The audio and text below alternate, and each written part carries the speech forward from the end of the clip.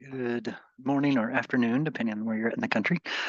Um, just started the webinar now. We're going to get everybody a chance to settle in, see how many folks come in, and then we will get rolling so we can make good use of time.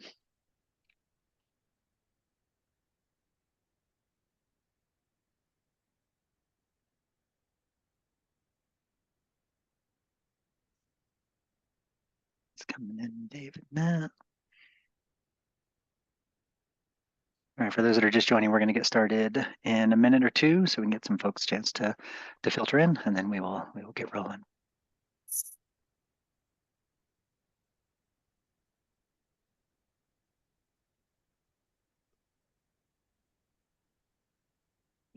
See some names I recognize and some I don't. So hello, everybody.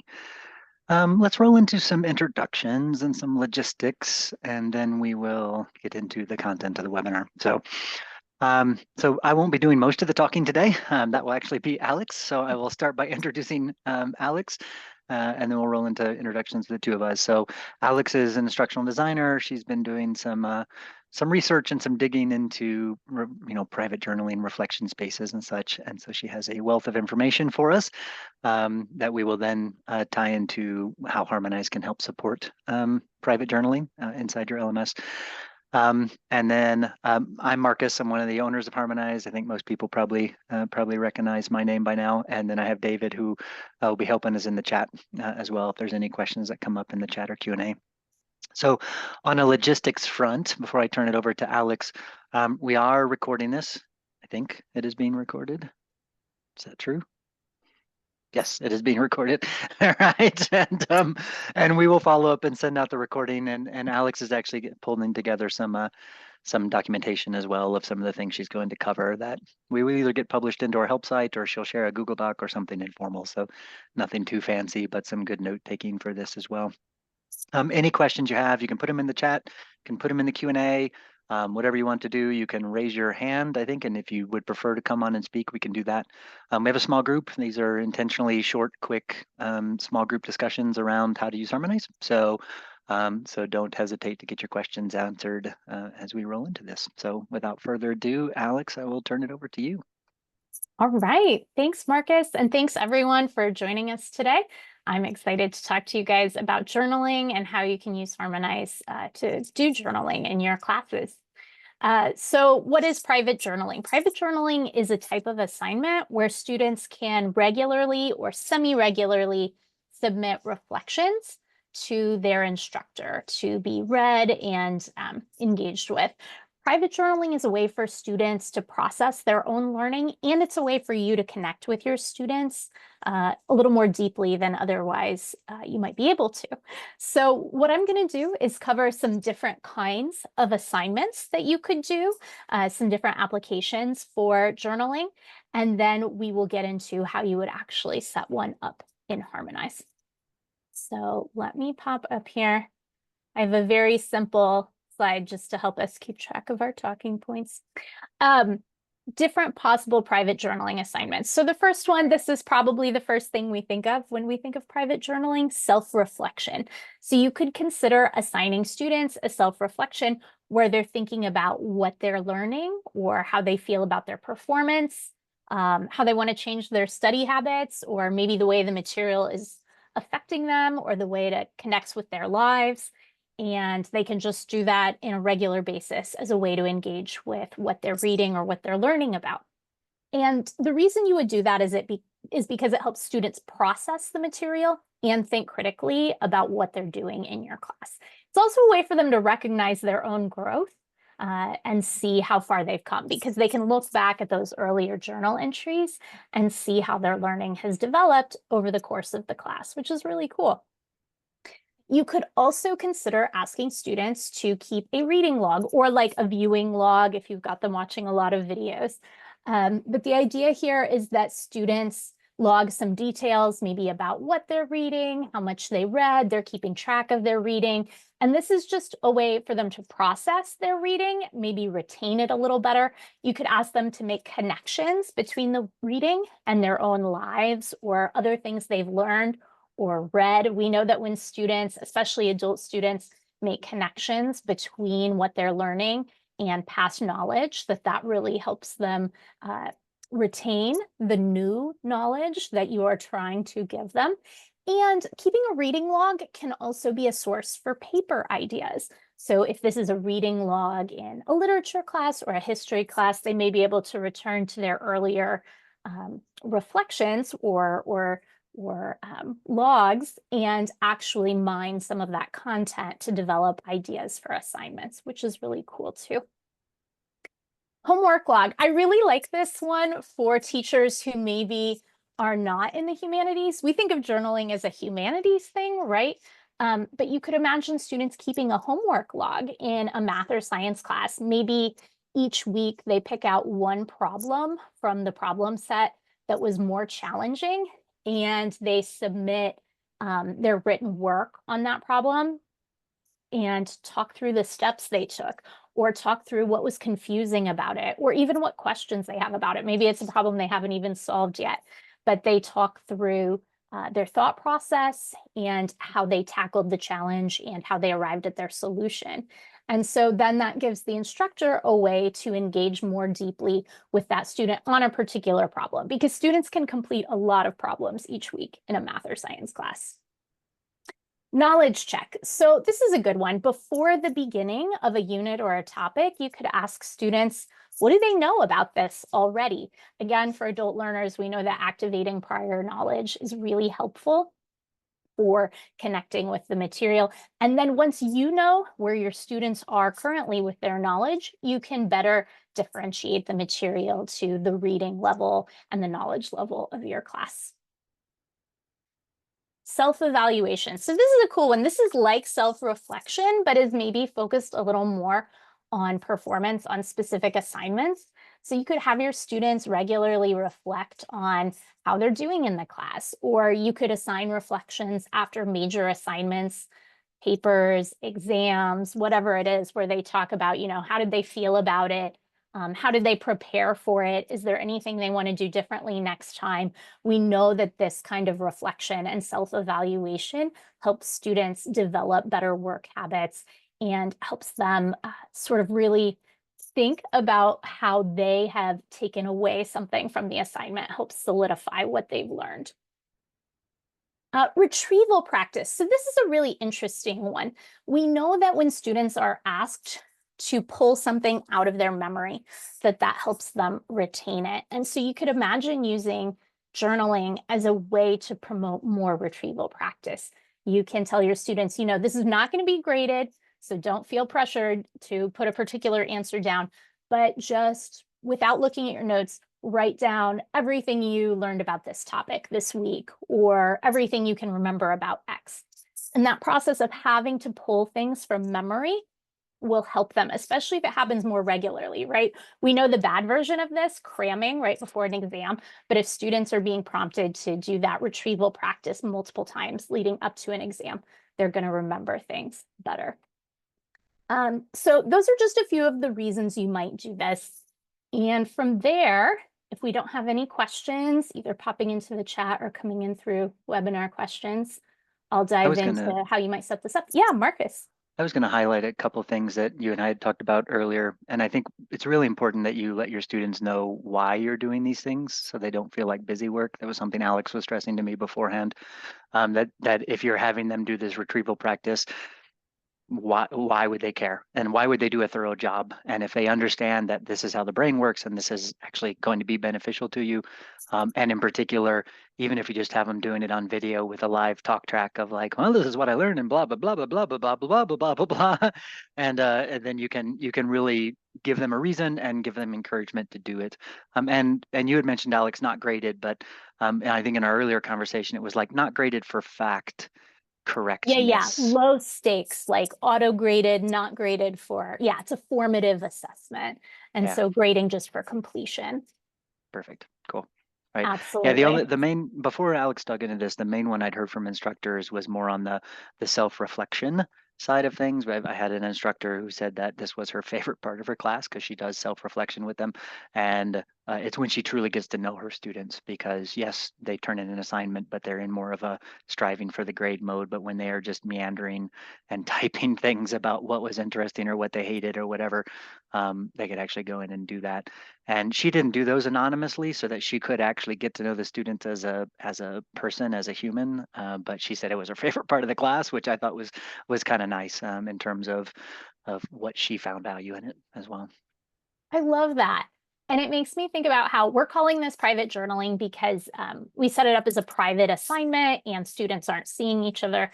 But it's really more like dialogic journaling where the instructor and the student are potentially having a conversation. So it really promotes that kind of intimacy.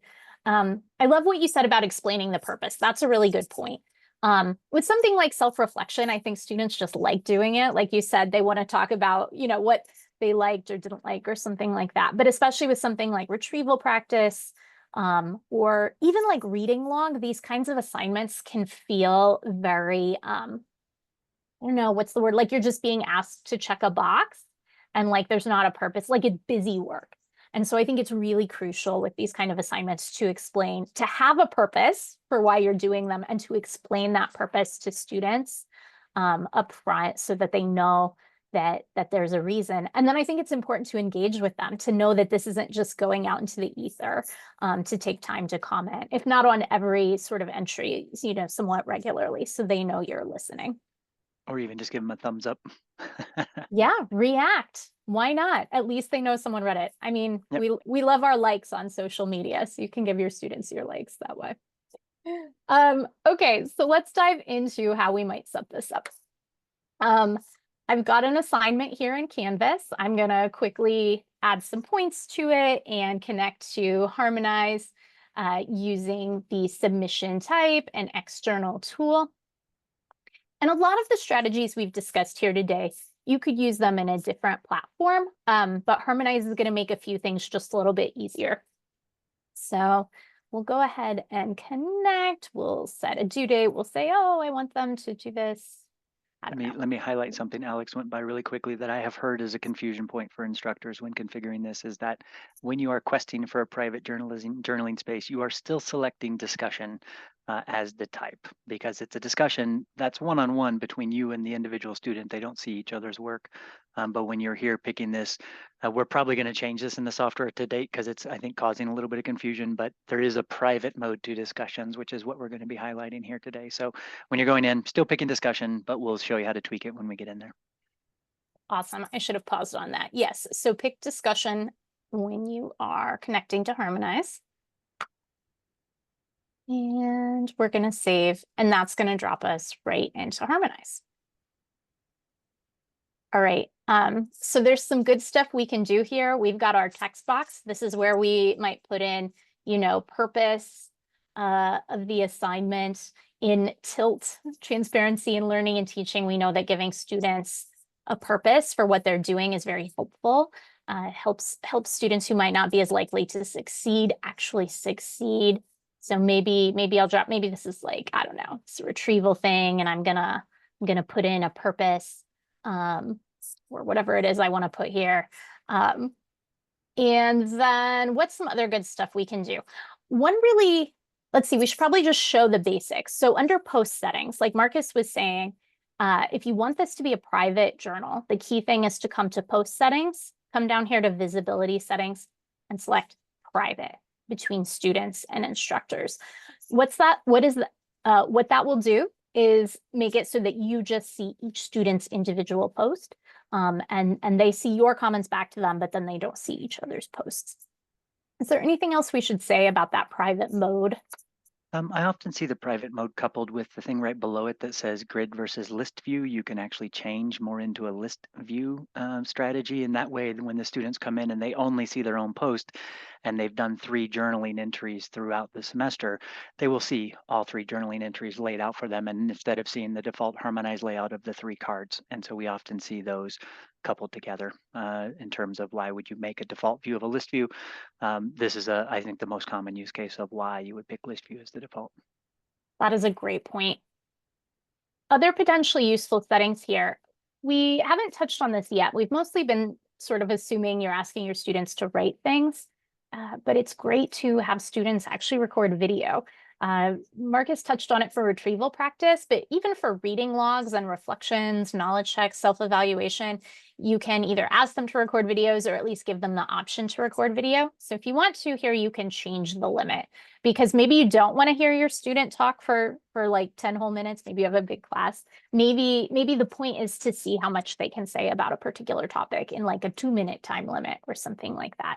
This is where you can change that.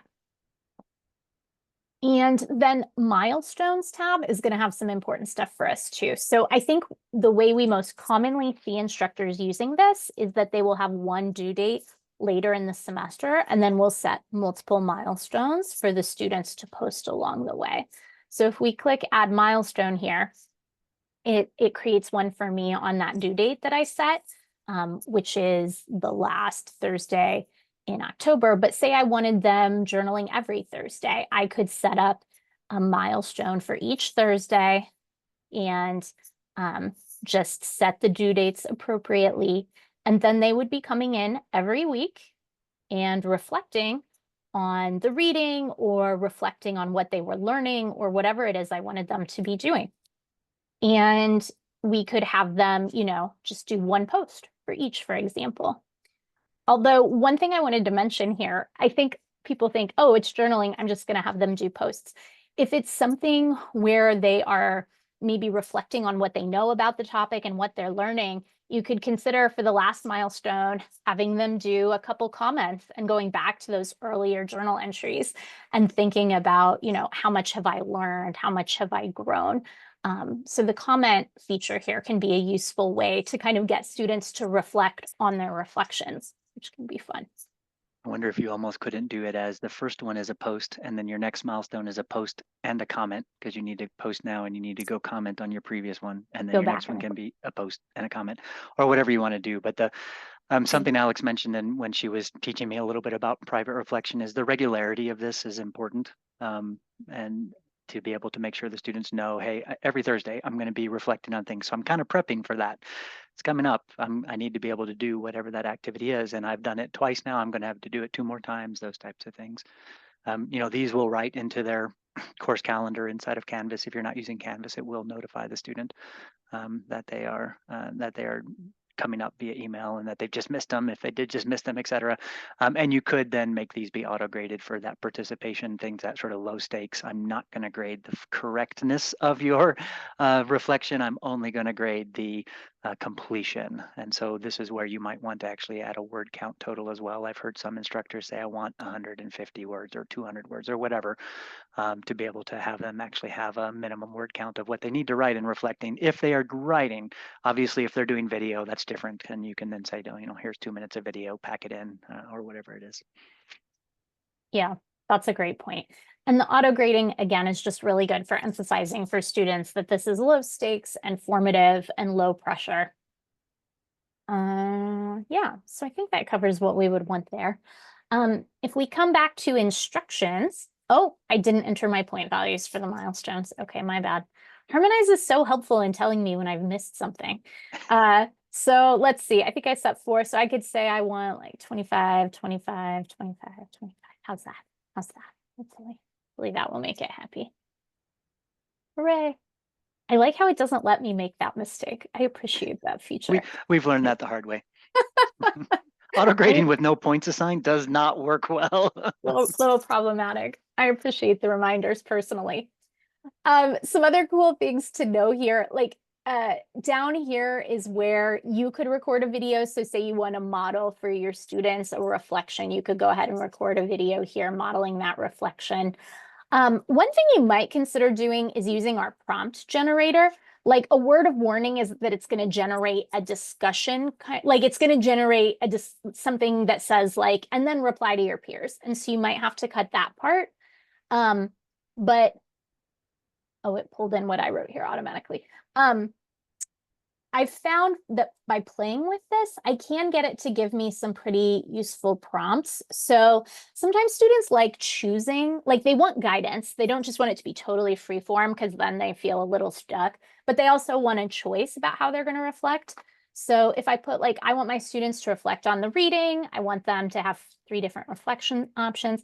And I might dial this down again, just because something like this, a reflection or a reading log, is maybe a little bit lower level.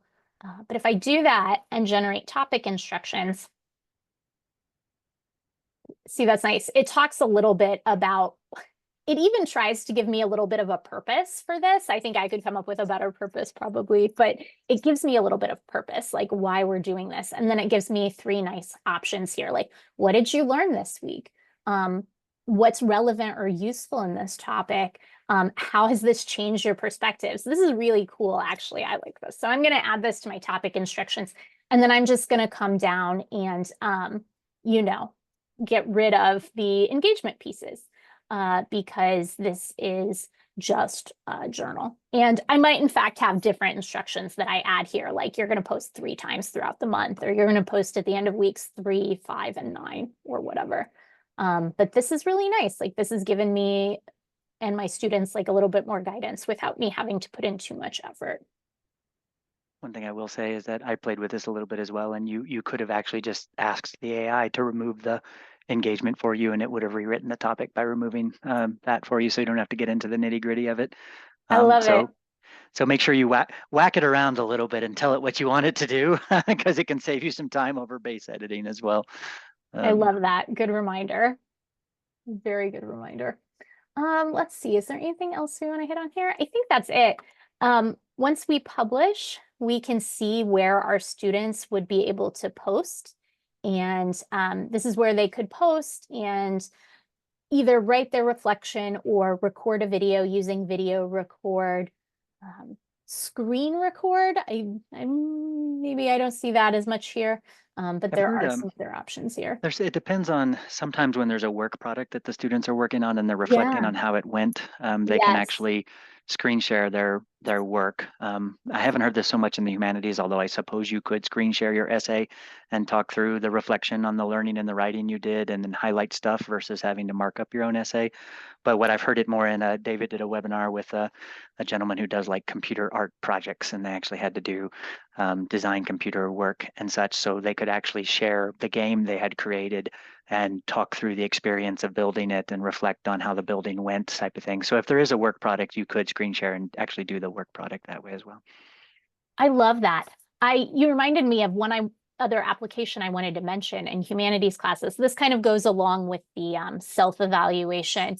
You could have students record themselves reading their paper, and that could be a post, and then you could ask them to comment and think about like what they learned in the process of reading their paper out loud, because we all realize a lot of things when we read out loud. And we often tell our students, I want you to read your paper out loud, but how many students actually do it? This can be a way to build in a little accountability for that, and actually have them do it, and then yeah, reflect on it.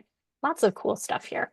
The other thing I just thought of that we had talked about, and I'd have to go back into edit for this.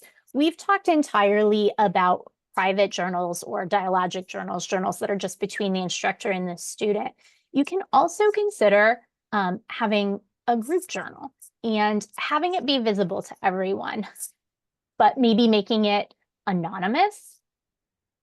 Will it let me do this? I think you started making a post, and if I remember correctly, you It's can no unhappy longer because set it.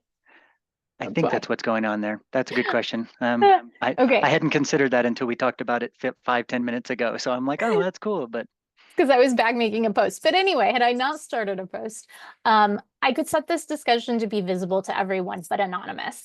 And I could ask students to post about, how they're feeling about the class or how they're feeling about the unit or what they're struggling with. And so then it's like a group journal, but that anonymity helps keep it honest and open. Students really like to know that they're not alone in their struggles, that other people are having problems too. Maybe they have some questions that they didn't feel comfortable answering and asking in a different kind of venue. But this helps create sort of a shared learning community, and opens up that space. So group journals and journaling together is maybe something we see less, but it is a thing that can be done. I'm curious, the rubric generation for these, we didn't really discuss this ahead of time, but do people use rubrics to actually formally assess these sort of informal reflection spaces, or is that a conflation of two ideas that are not super compatible? I'm so fascinated by this.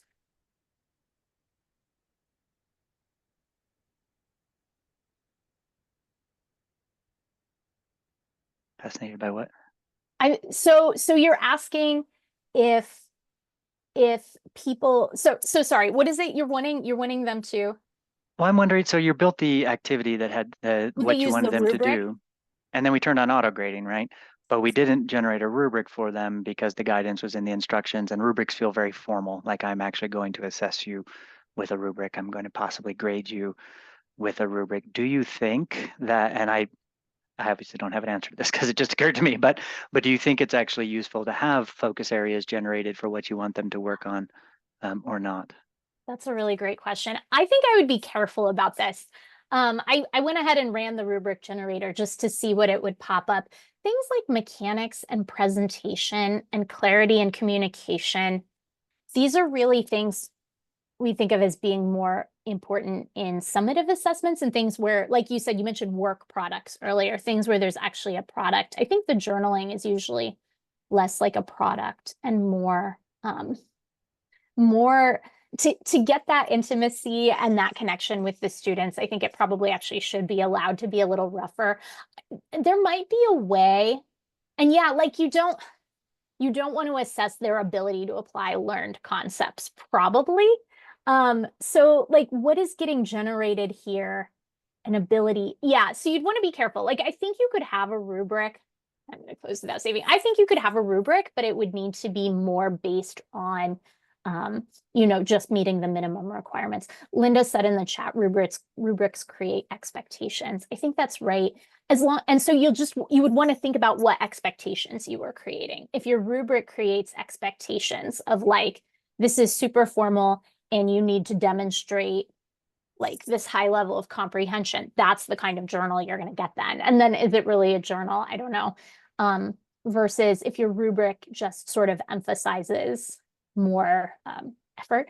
So yeah, I think that's my answer. I think it's not a totally bad idea, but I would want to be careful about what I put on that rubric. Yeah, and I would say be extra careful, I guess, if you're using our AI rubric generator, because I actually just met with an instructor who was using our coaching or the AI coaching thing based on the rubric, and she's like, it was really saying the students didn't do a good job on the commentary, and I'm like, well, let's pull up the rubric and see. We pulled it up, and she's like, oh yeah, that is way more than I expect of my students. She had used the AI rubric generator and hadn't really thought through the expectations. Whereas when you're writing a rubric manually, obviously you're spending a lot of time with it. So if you do rely on the AI rubric generator, I would proceed with caution based on what Alex just said, because it's going to generate something that may not be what you want, and you'd have to review it quite closely to be able to do it because you're not focused on that correctness side of things. So. Yeah, I think that's right. I think the auto grading and the minimum word counts are really useful on this front as far as communicating. Like the minimum word count communicates, like, I have some expectation that you're going to put time and effort into this, but I'm not expecting a polished product. So, And I will say the grading is important. When we look at the data, just keep this in mind.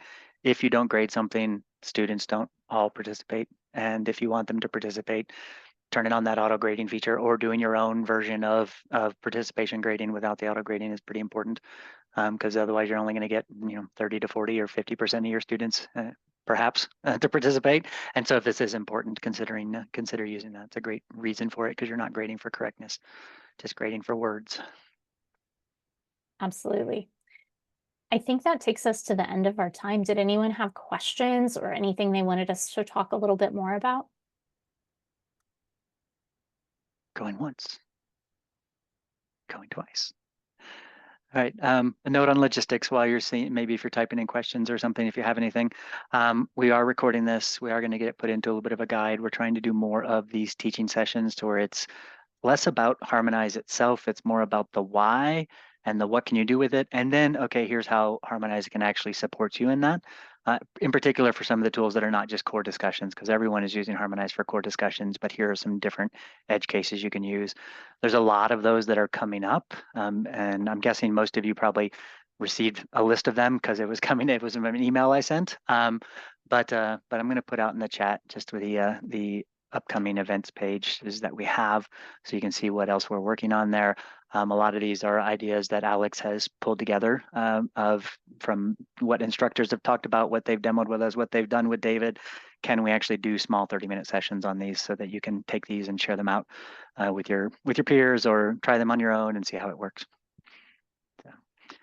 So without further ado, I guess we will call it for the day. Let us know if you have any topics you'd like us to cover. You can reach out to me as well. I'm Marcus at harmonizelearning.com, and we can add them into the schedule. But there's a bunch of fun things out there that some people use to great effect, and we'd love to see more people doing it. So, all right, have a good day, everybody.